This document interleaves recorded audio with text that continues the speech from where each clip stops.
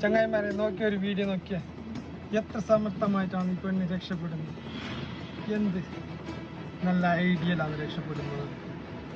Abuse ചെയ്യാൻ വന്ന കുറച്ച് ഗുണ്ടകളിൽ നിന്ന് ഈ പെണ്ണ് രക്ഷപ്പെടുന്നത് ഭയങ്കര സാമാന്യം, കയ്യടിച്ച് പോകും. എത്ര സ്മാർട്ടായിട്ട് എന്തല്ലേ ഈ ബുദ്ധി ആ സമയത്ത് തോന്നിയത് കൊണ്ട് ആ പെണ്ണ് രക്ഷപ്പെട്ടു. എത്ര രസം.